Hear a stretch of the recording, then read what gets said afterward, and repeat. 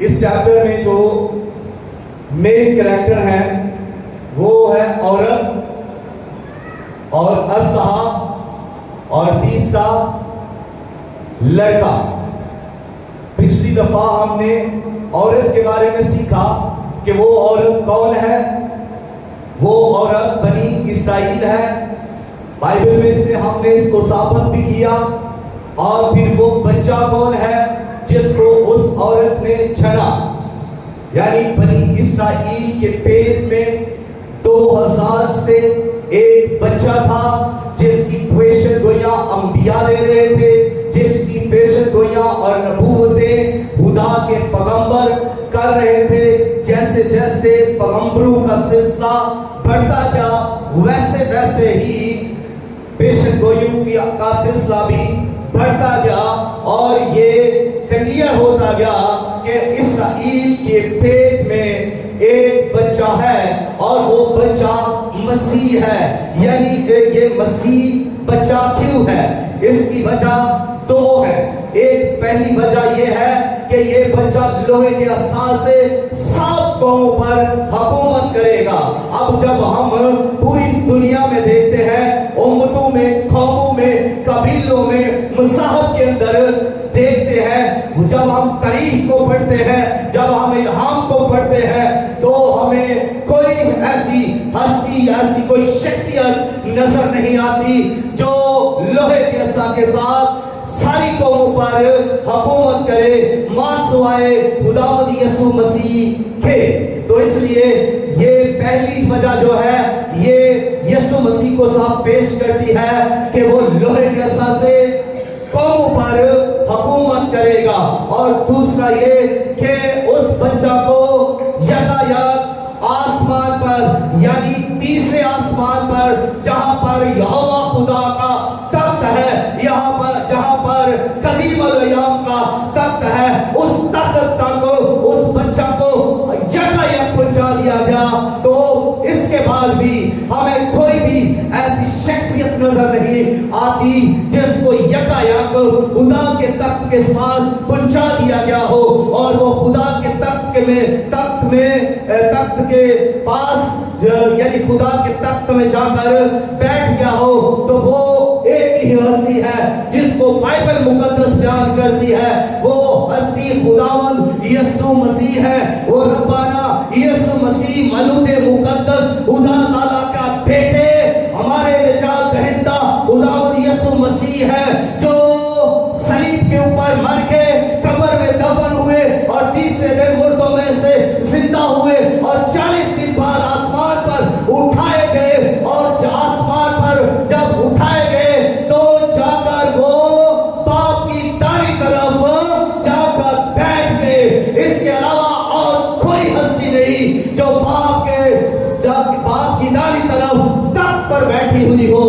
اس سوال سے جب یہ دو وجوہات ہیں، پہلی کہ وہ لوہے کے عصا سے حکومت کرے گا، اور دوسری کہ اس کو یکایک تیسرے آسمان تک یعنی خدا کے تخت تک اٹھا لیا گیا.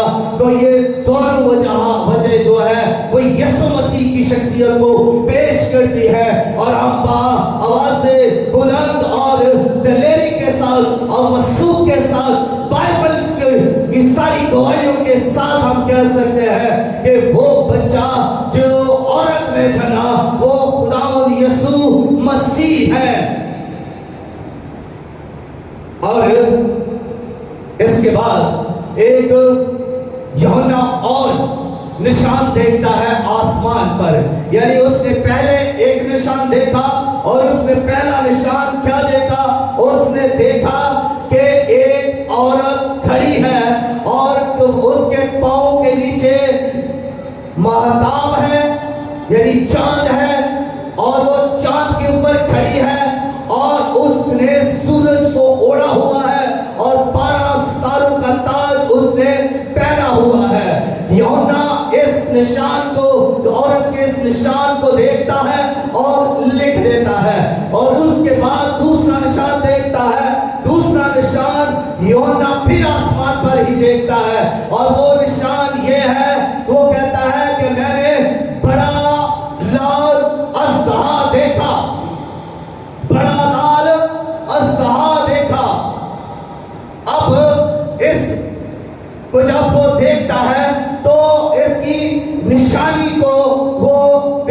کرتا ہے. جیسے اس نے عورت کو بیان کیا تو اب یہ صرف بڑا لال اژدہا ہی نہیں بلکہ اس کے بارے میں تھوڑی اور وضاحت کرتا ہے کہ اس کے 7 سر ہیں.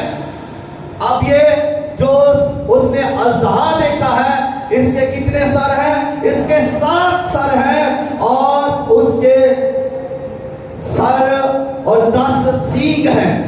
7 سر اور 10 سینگ اور اس کے سروں پر 7 تاج ہیں. یعنی 7 سر اور ان سروں پر 7 تاج اور اس کے 10 سینگ بھی ہیں. یہ ہے اس نے اس اژدہا کی تصویر کو سامنے رکھا جس کو اس نے آسمان پر دیکھا. یہ لال اژدہا ہے, بڑا اژدہا ہے, 7 سر ہیں اور 7 سروں پر 7 تاج رکھے گئے ہیں. تو اور اس کے ساتھ 10 اس کے سینگ بھی ہیں. میں تھوڑا اس کو بیان کرتے ہوئے آگے چلوں کہ 7 جو سر ہیں یہ سر حکمت کو ظاہر کرتے ہیں کیونکہ آپ کا برین, آپ کی حکمت, آپ کی وزڈم, آپ کا فہم اس برین کے اندر, اس سر کے اندر, اس ہیڈ کے اندر ہے. تو اس کے جب 7 لگایا گیا ہے, 7 کا مطلب ہے کامل, تو اس کو کامل حکمت بھی دی گئی. جب ہم حزقیل کو پڑھتے ہیں, حزقیل 28 کو, تو وہاں پر لکھا ہے کہ یہ دانش سے معمور تھا. تو اس کی حکمت کو بیان کیا گیا ہے, دانش سے معمور تھا تو کامل حکمت رکھتا ہے. اب یہ اژدہا کی 7 سر اس کی کامل حکمت کو ظاہر کرتے ہیں اور پھر اس کے اوپر جو 7 تاج ہیں وہ حکومت کو ظاہر کرتے ہیں, یعنی اس کی مکمل حکومت کو بھی ظاہر کرتے ہیں. اور پھر اس کے 10 سینگ ہیں اور سینگ سے ظاہر کرتے ہیں کہ یہ ان سینگوں سے بربادی پیدا کرتا ہے, مارتا ہے, تباہ کرتا ہے, خون کرتا ہے اور لڑائی جھگڑے کرتا ہے. جانوروں کے سینگ آپ دیکھتے ہیں کس کام کے لیے ہے وہ, یہ سینگ جو جانوروں کے ہیں وہ بھی اسی لیے کام آتے ہیں کہ وہ مارتے ہیں اور وہ خون نکال دیتے ہیں, تباہ کرتے ہیں. تو یہاں پر جو اس کے سینگ ہیں یہ بھی یہی کام کرتے ہیں. یعنی اس کو حکمت دی گئی, اس کو حکومت دی گئی اور اس کو یہ اختیار دیا گیا کہ یہ کچلے, یہ برباد کرے, یہ تباہ کرے, یہ خون ریزیاں کرے, جنگ و جدل کرے, حکومت کرے اور سب کچھ اس کے اختیار میں دے دیا گیا. اب ہم اس اژدہا کے بارے میں دیکھتے ہیں, یعنی یہ اژدہا ہے کیا, کس شخصیت کو پریزنٹ کرتا ہے. یہ بڑا لال اژدہا کس ہستی کو پریزنٹ کرتا ہے؟ تو یہ جو ہے بڑا لال اژدہا یہ شیطان کو پریزنٹ کرتا ہے. اب یہاں پر اس کے 4 القاب ہیں, یعنی اس کو 4 نام بھی دیے گئے ہیں. پہلا نام اس کو جو دیا گیا بائبل میں وہ ہے اژدہا.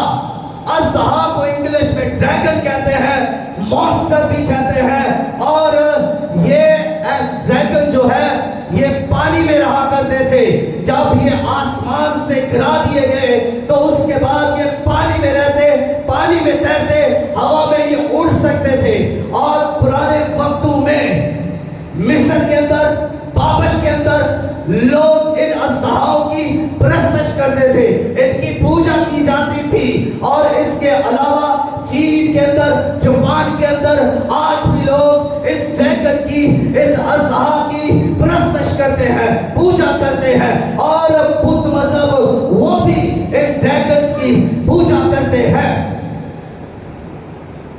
پہلے یہ ڈریگن ہوا میں اڑ سکتا تھا, پانی پر یہ تیر سکتا تھا. کیوں؟ کیونکہ یہ پانی میں رہتا تھا. اور جب ہم پیدائش کی کتاب پہلا باب پڑھتے ہیں تو ہمیں معلوم معلوم پڑتا ہے کہ بائبل مقدس بیان کر رہی ہے کہ پانی کی سطح پر خدا کا روح جنبش کرتا تھا. اس وقت زمین نہیں، زمین تو پانی کے اندر تھی، اور زمین جب تخلیق گئی پارولکوس جو ہے وہ پانی کی سطح پر جنبش کر رہا ہے، اور جنبش کے وسیلہ سے آپ زمین تخلیق ہونا شروع ہوئی. خدا جو کہتا گیا وہ ہوتا گیا. اور آپ امیجن کیجئے کہ زمین بننے سے پہلے یہ اژدہا پھر کہاں رہتا تھا؟ یہ پھر پانی کے اندر ہی تو رہتا تھا. یہ ہواؤں میں اڑ سکتا تھا، پانی کے اندر تیر سکتا تھا، کیونکہ زمین اس وقت پانی کے اندر ہی تھی. اور اس کے بارے میں ہم دیکھتے ہیں کہ دوسرا نام جو شیطان کا ہے، یعنی پہلا نام اس کو ڈریگن اژدہا کا دیا گیا، پھر دوسرا نام اس کو بائبل بیان کر رہی ہے وہ ہے پرانا سانپ.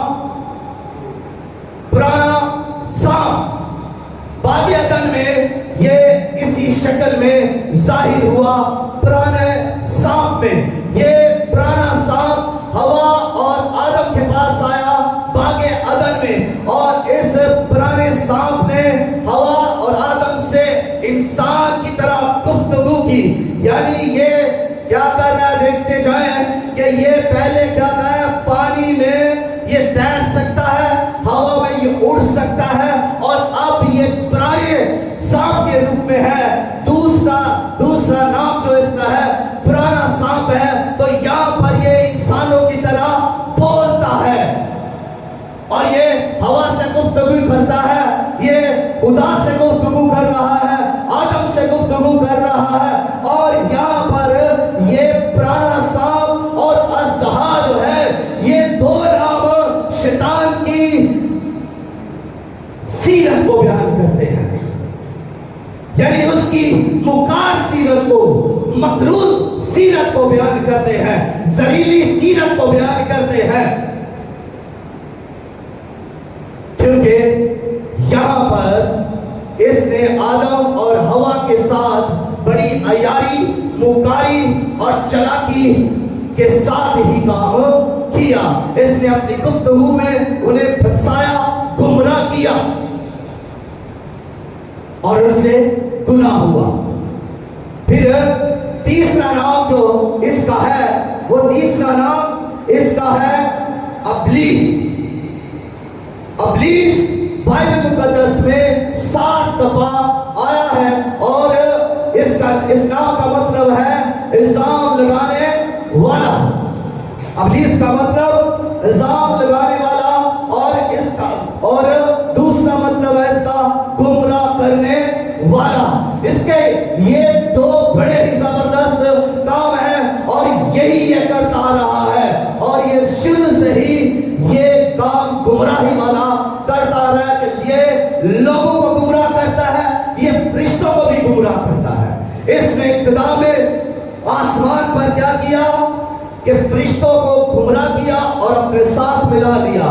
زمین پر آیا، اس نے خدا کی پہلی خلقت کو، ہوا اور آدم کو اس نے گمراہ کیا اور گناہ میں گرا دیا. اور آج تک یہ یہی کام کر رہا ہے، آج تک لوگوں کو یہ گمراہ کر رہا ہے. اسی لیے یسوع مسیح نے کہا خبردار کوئی تمہیں گمراہ نہ کر دے. اور پھر پولس رسول بھی کہتے ہیں کہ سب گمراہ ہیں. اور پطرس رسول اپنے خط میں کہتے ہیں کہ یہ ساری دنیا اس ابلیس کی قید میں ہے، یعنی اس کی گرفت کے اندر ہے. ساری دنیا، ہر انسان جب اس کی گمراہ اس کے قبضے میں ہے تو گمراہ کر دیتا ہے، گناہ انسان کر دیتا ہے. اس لیے بائبل میں لکھا ہے کہ سب نے گناہ کیا اور خدا کے جلال سے محروم ہو گئے.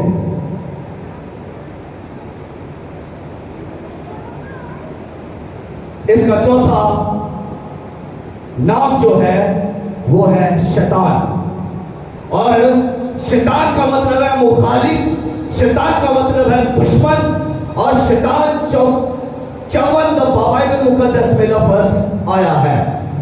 54 ٹائمز بائبل مقدس میں شیطان کا نام آیا ہے. اور یہ کس کا دشمن ہے؟ یہ خدا کا کھلا دشمن ہے. یہ خدا کی خلقت کا، خدا کے لوگوں کا کھلا دشمن ہے.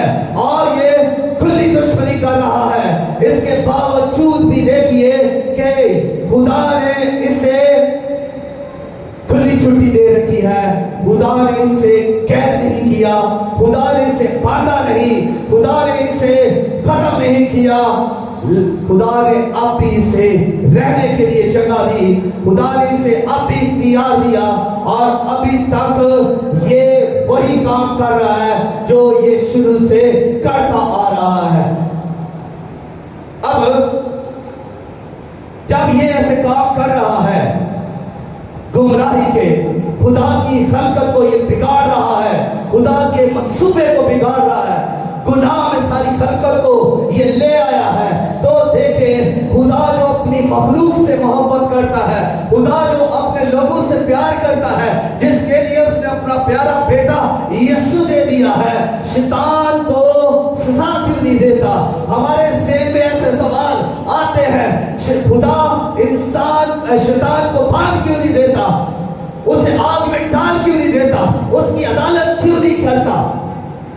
بہت سارے سوال اٹھتے ہیں ہمارے ذہنوں میں.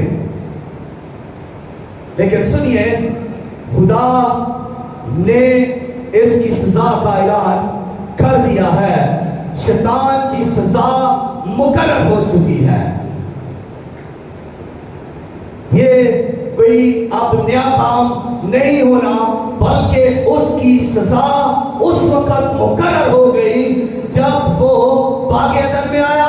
نہیں، یہ اس کی سزا اس وقت مقرر ہوئی جب اس نے آسمان پر خدا کے خلاف کفر بولنا شروع کیا، جب اس نے خدا کے خلاف گھمنڈ کرنا شروع کیا، جب یہ گھمنڈ میں آیا اور کہا کہ میں خدا سے بھی بڑا تخت بناؤں گا. اور اس کو خدا نے اس گھمنڈ کی وجہ سے نیچے زمین پر گرا دیا، اس کے فرشتوں کو بھی اس کے ساتھ گرا دیا. نیچے گرنے سے پہلے یہ ایک فرشتہ تھا، اور فرشتہ بھی ایسا جو مقرب فرشتہ ہے. مقرب فرشتے 3 ہیں.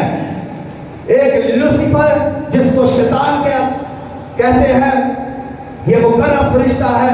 جبرائیل مقرب فرشتہ ہے. میکائیل جو ہے وہ بھی مقرب فرشتہ ہے. جبرائیل پیغام رساں فرشتہ ہے، میکائیل جنگجو فرشتہ ہے، اور لوسیفر جو مقرب فرشتہ اب یہ اپنے گھمنڈ کی وجہ سے شیطان بن گیا. اب اس کا نام لوسیفر کی جگہ ابلیس رکھا گیا. اور اب یہ جھوٹا، اب یہ مکاری کرتا، اب یہ لوگوں کو گمراہ کر رہا ہے. اور اس کی سزا کا حکم اس وقت ہو گیا جب اس نے گھمنڈ کیا اور خدا نے اس کو اس کے فرشتوں کے ساتھ نیچے گرا دیا گیا. اور آپ بہت سارے مفکرین اس بات پر متفق ہیں کہ اس کے ساتھ تہائی فرشتے بھی زمین پر گرائے گئے. تہائی فرشتے کیوں؟ اس لیے کہ 3 جب مقرب فرشتے ہیں تو سارے فرشتے ان کے متحد تھے.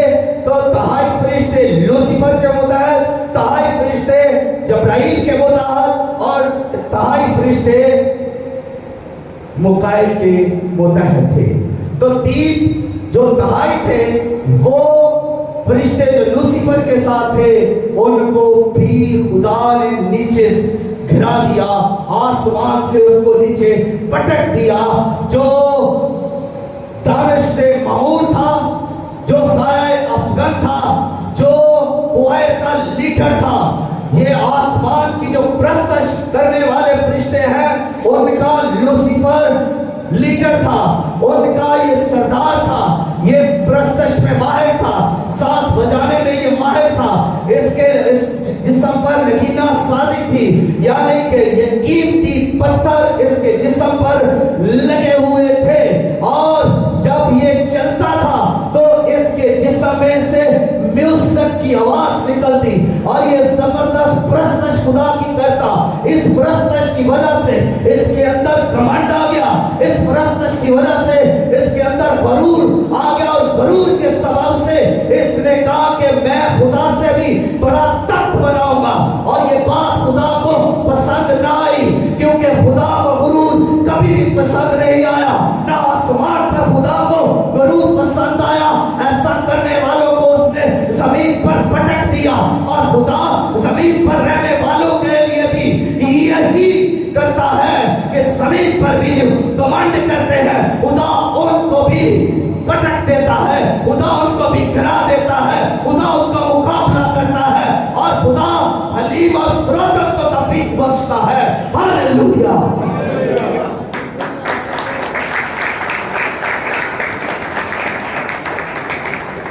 इसलिए खुदा हर घमंड, उस घमंड तकब्बर करने वाले और गरूर और शेखी मारने वाले का दुश्मन है, जो अपने आप को पेश करता है कि मैं कुछ हूं, जो अपने आप में मैं डालता है, और मैं खुदा को पसंद नहीं, मैं हूं ये सिर्फ खुदा के लिए ही है, और खुदा ही वाहिद कुदरत वाला है, और खुदा ही सब कुछ है, और खुदा ही काबिल मुतलिक है, खुदा ही आसमान और जमीन का परवरदिगार है, खुदा ही आसमान और जमीन का कुल इख्तियार रखता है, खुदा ही प्रस्तश के लायक है, खुदा ही अम्मत के लायक है, खुदा ही कुव्वत का सरचश्मा है, और खुदा ही हमारी जरूरतों का मंबा है।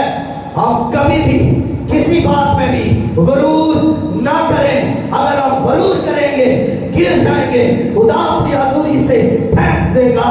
खुदा ने उस इब्लीस को, जो लूसीफर था, जिसके नाम का मतलब है सुबह का सितारा, ये एक ही दफा बाइबल में आया है, सुबह का सितारा।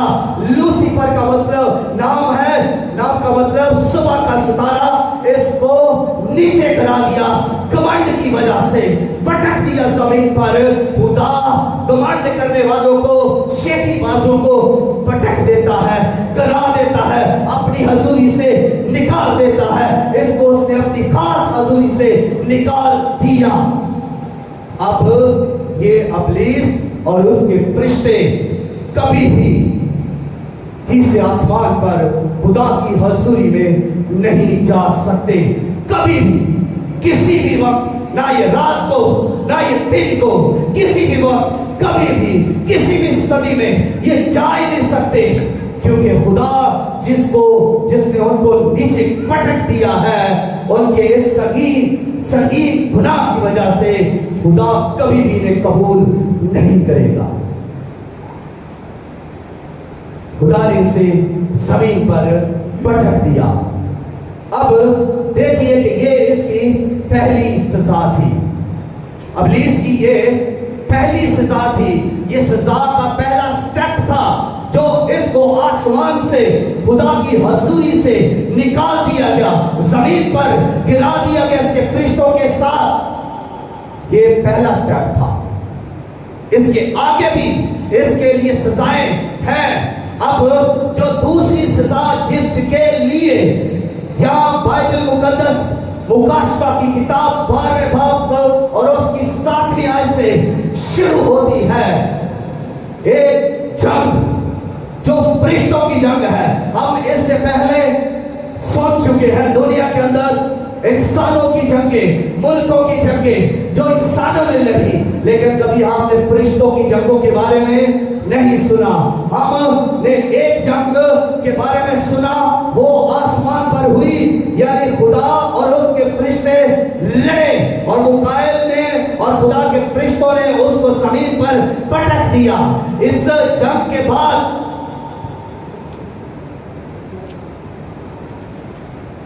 बास लोग ये कहते हैं कि अब जो मुकाशफा 12वें बाब की जंग है, ये वही जंग है जो आसमान पर हुई। बल्कि आपको ये बताना चाहता हूँ, यीशु मसीह ने भी जब अपने शागिर्दों को इख्तियार दिया, और जब इख्तियार दिया और कहा जाओ सांप और बिच्छुओं को कुचलो और दुश्मन की सारी कुदरत पर गालिब आओ, तो जब शागिर्द दो दो होकर गए और उन्होंने बदबूएं निकाली, जब उन्होंने शैतान के कामों को तबाह किया, तो फिर वापस खुशी से आए, तो खुदावंद यीशु मसीह से आकर वो फरमाने कहने लगे, तो यीशु मसीह ने फरमाया कि हाँ, मैं शैतान को आसमान से बिजली की मानक जमीन पर गिरता हुआ देख रहा था। तो कुछ लोग इसकी इस तरह तशरीह करते हैं कि ये जो खुदावंद यीशु मसीह कह रहे हैं, ये वही जंग है जो आसमान पर हुई और फरिश्तों ने और इब्लीस को और उसके सारे फरिश्तों को जमीन पर गिरा दिया। हालांकि इसकी ये तशरीह नहीं है। जो यीशु मसीह कह रहे हैं वो ये कह रहे हैं कि जब शागिर्दों के इख्तियार दिया गया, तो 4000 साल पहले आदम से लेकर यीशु मसीह तक इतने अंबिया, रसूल आए, पैगंबर आए, नबी आए, सहायफ आए, बहुत कुछ इस दुनिया में हुआ, लेकिन किसी के पास ये इख्तियार नहीं था कि वो इख्तियार देता कि इंसानों से बदरूहों को निकाल सके। वो इख्तियार से बदरूह को कहता कि इस बदल को छोड़, और वो छोड़ जाती। 4000 सालों में ऐसा कभी नहीं हुआ था, किसी शख्स ने भी इख्तियार के साथ कोई बदरूह नहीं निकाली थी। लेकिन ये पहली दफा था जब यीशु मसीह अपने शागिर्दों को अपना इख्तियार देकर भेजते हैं, और जब यीशु के शागिर्द अपना इख्तियार इस्तेमाल करते हैं, तो इख्तियार इस्तेमाल करने के सबब से बदरूहें जिस्मों से निकल रही है, वो चिल्लाती हुई निकल रही है, वो तड़पती हुई निकल रही है। तो ये जब हो रहा है, तो इब्लीस की बादशाही में एक जबरदस्त हलचल बढ़ गई। इब्लीस गिरता हुआ नजर आया, और यही यीशु मसीह देख रहे थे कि उसके शागिर्द उसका इख्तियार इस्तेमाल कर रहे हैं, और इब्लीस परेशान है, इब्लीस की सल्तनत तबाह हो रही है, उसकी बादशाही में हलचल मच गई है। और आज भी वो इख्तियार आपके पास है, कलीसिया के पास है। जब कलीसिया वो इख्तियार इस्तेमाल करती है, तो फिर इब्लीस के छक्के छूटते हैं, इब्लीस घबराता है, इब्लीस से डरता है, इब्लीस कांपता है। जब किसी ईमानदार का हाथ इख्तियार के साथ उठता है, तो इब्लीस को वहां से जाना पड़ता है, बदरूहों को जाना पड़ता है, मुवक्किलों को जाना पड़ता है, और इब्लीस के फरिश्तों को भी और बदरूहों को छोड़ना पड़ता है। क्योंकि इख्तियार किसका है? यीशु का इख्तियार है, और यीशु का इख्तियार इस्तेमाल हो तो इब्लीस को गिरना ही पड़ता है। इसलिए यीशु मसीह ने कहा, आसमान और जमीन का कुल इख्तियार मुझे दिया गया है।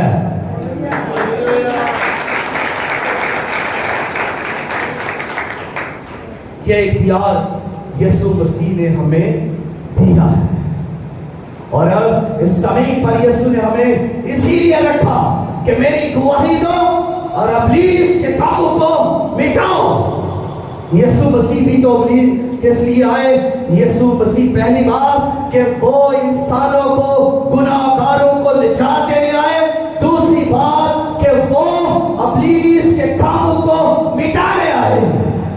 हम जो बुलाए हुए हैं, जो बदनसीबा है, हमारे लिए भी यही दो काम है कि हम गुनाहगारों को खुदावंद यीशु मसीह के पास लाएं, ताकि वो निजात पाए और इब्लीस के कामों को मिटाएं, उस इख्तियार से जो खुदा ने हमें दिया है।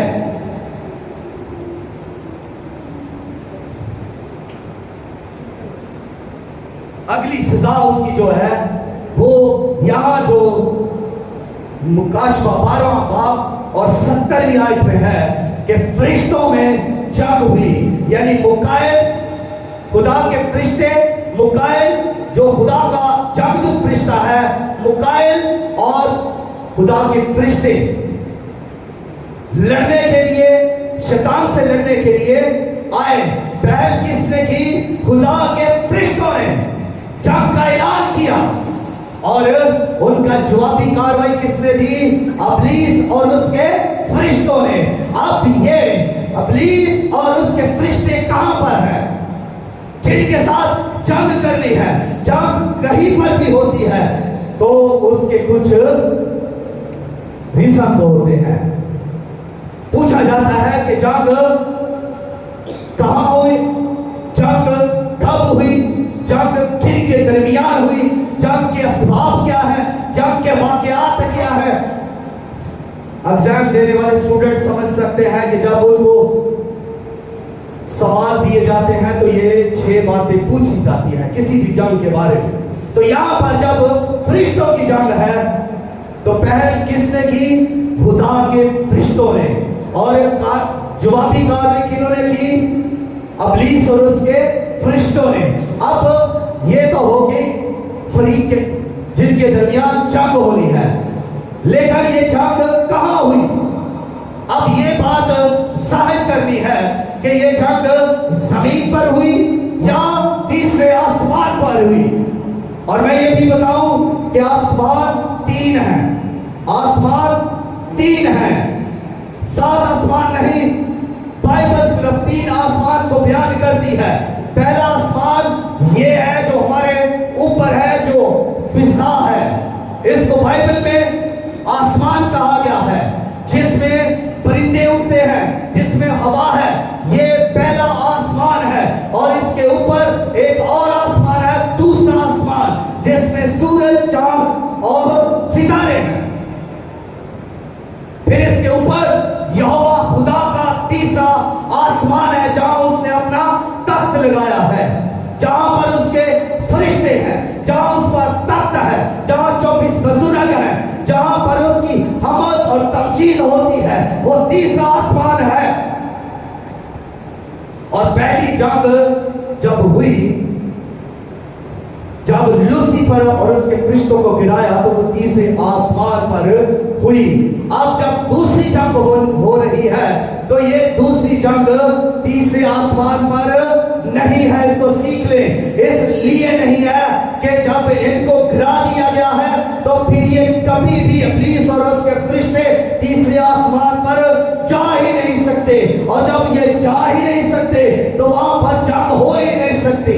अब खुदा के फरिश्तों को नीचे आसमानों में आना पड़ेगा या जमीन पर आना पड़ेगा, क्योंकि जहां पर इब्लीस होगा वहां पर जंग होगी। और अब इब्लीस कहां पर बैठा गया, कहां पर रहा? अब वो जमीन के ऊपर, जमीन पर और जमीन के ऊपर की जो फजा है, इसको फर्मामेंट कहते हैं। ये पहला आसमान है। एक इनको आसमानी मुकाम भी बाइबल कहती है। और इब्लीस को हवा की अमलदारी का हाकिम भी कहा गया है, यानी कि वो हवाओं का शहजादा भी है, हवा में उड़ सकता है, जहां दिल चाहे जा सकता है। उसको आजादी है कि हवा में वो ट्रैवल कर सके, हवा में वो उड़ सके। तो अब इब्लीस और इसकी सारी फौजें ये पहले आसमान में रहती हैं। अब जो जंग होनी है वो इसी आसमान में जंग होनी है। यही इनकी रहाइश गाह है जो खुदा ने इनको रहने के लिए दी। हालांकि खुदा ने इनको आसमान से गिराया, लेकिन इनकी आजादी को छीना नहीं, इनके इख्तियार को छीना नहीं। इन्होंने आदम और हवा को गुनाह में गिरा दिया। ये गुनाह और मौत इस दुनिया में लाए, इसके बावजूद भी खुदा ने इनको आजादी दी। अभी तक ये 6000 साल हो चुके हैं, अभी भी ये जमीन के ऊपर आजादी के साथ फिर रहे हैं, घूम रहे हैं, अपना मकरू काम आजादी के साथ और दलेरी के साथ कर रहे हैं। और इस इब्लीस ने अपने इख्तियार का सिक्का तो इंसानों में जमाया ही है, لیکن یہ خدا کی نظر میں کیا ہے؟ گناہ ہے اور اس کی سزا ہے، اور ابلیس کی سزا طے ہو چکی ہے، اس کا ایک وقت مقرر ہے۔ اور جب خداوند یسوع مسیح زمین میں پر آئے تو انہوں نے اس سزا کو بدلا نہیں۔ یسوع مسیح نے انہیں اپنے طریقے سے ابلیس کو شکست دینے کی کوشش نہیں کی، نہ اسے مارنے کی کوشش کی، بلکہ یسوع مسیح باپ کے مصلوب منصوبے کے مطابق چلتے رہے۔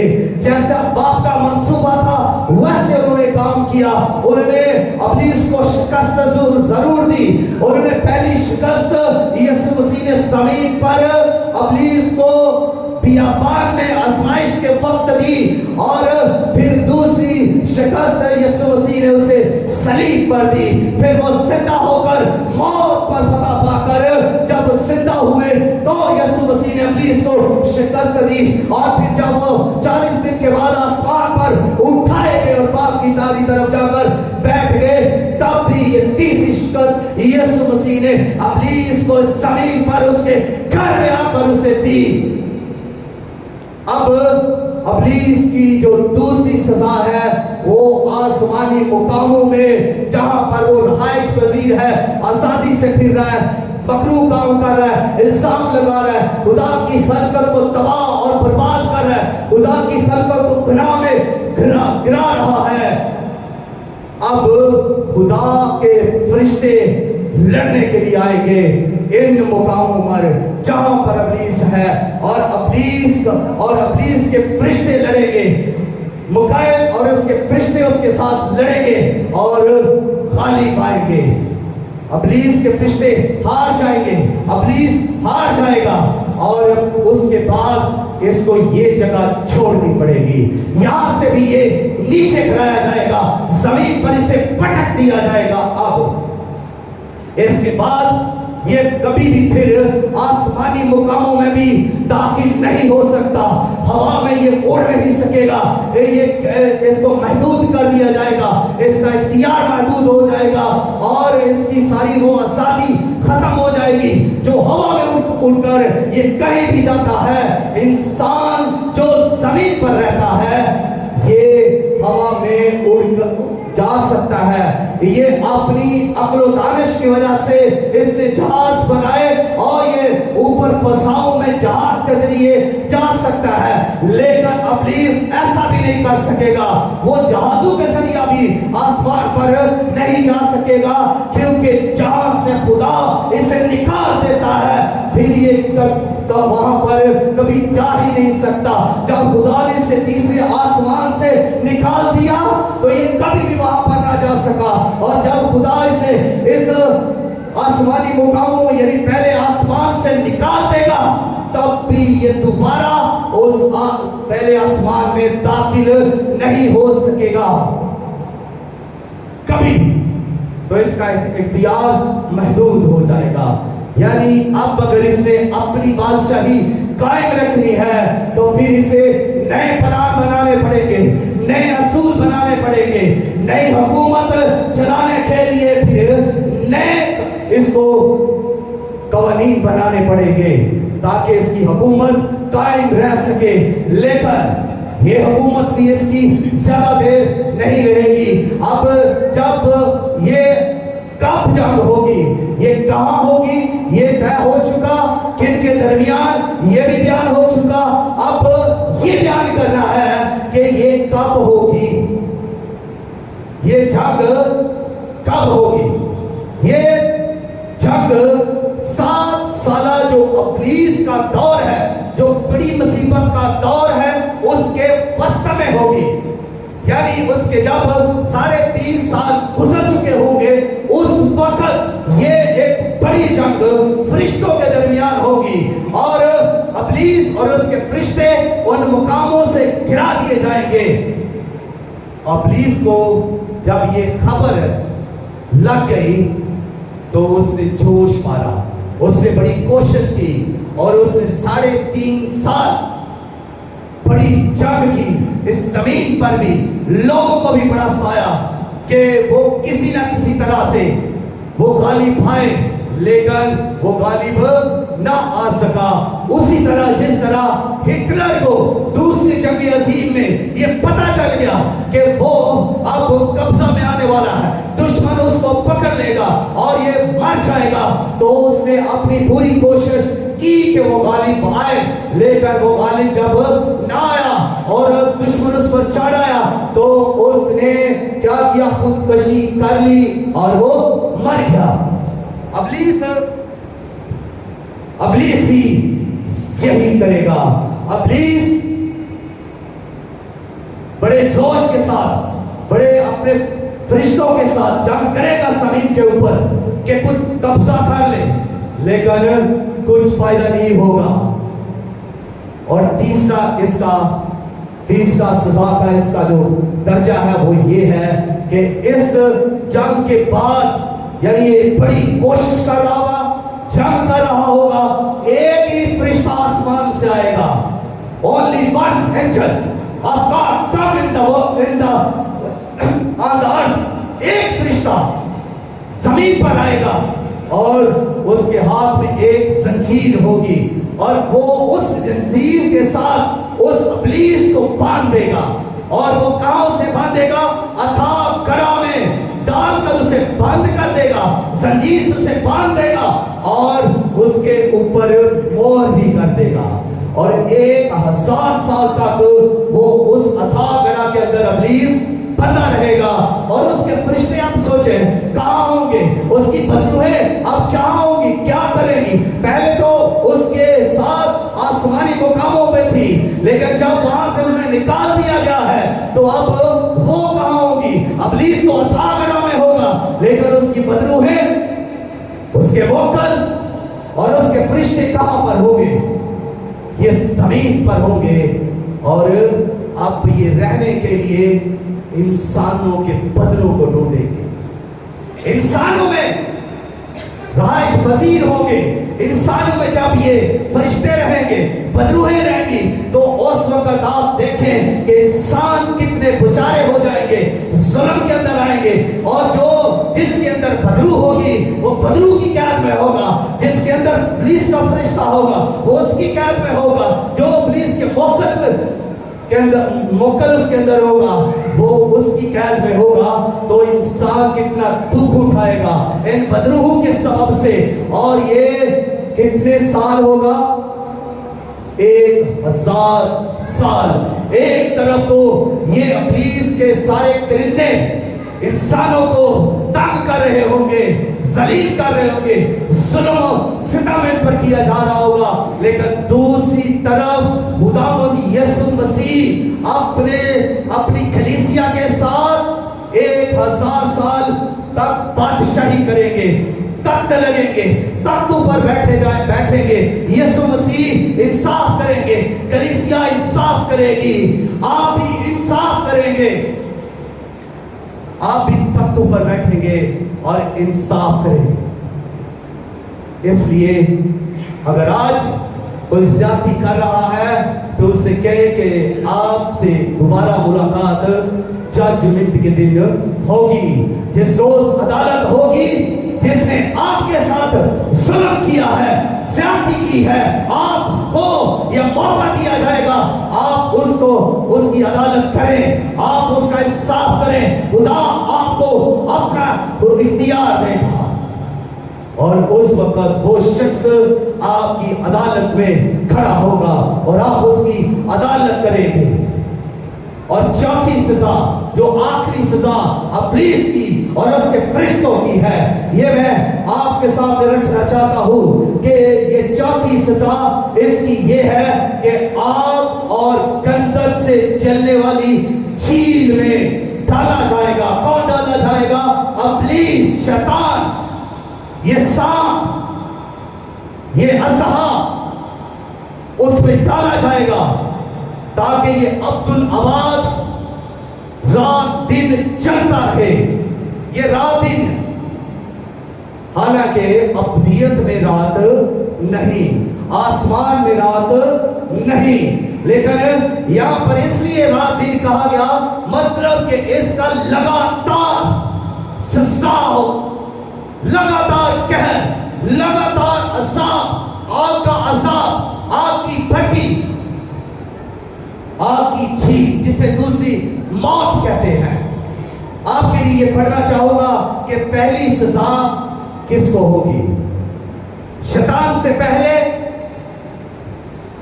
हैवान और झूठा नबी इसी आग में डाले जाएंगे। फिर इब्लीस को इसी आग में आग और गंधक की झील में डाला जाएगा। फिर इसके फरिश्तों को भी इसी में डाला जाएगा। फिर उन इंसानों को जिन्होंने हैवान की परस्तिश की और उसकी हाथों और माथे पर छाप ली, उनको भी इसी झील में डाला जाएगा। और फिर उन सारे इंसानों को, बदकारों को, जादूगरों को, गुनाहगारों को, घिनौने लोगों को, बदकारों को, नशेबाजों को, बुज़दिलों को, इन सभी को, बुत परस्तों को इसी आग की झील में डाला जाएगा। और ये सब एक ही जगह पर डाले जाएंगे। और यहां पर ये अब्दुल आबाद चलते रहेंगे। अब्दुल आबाद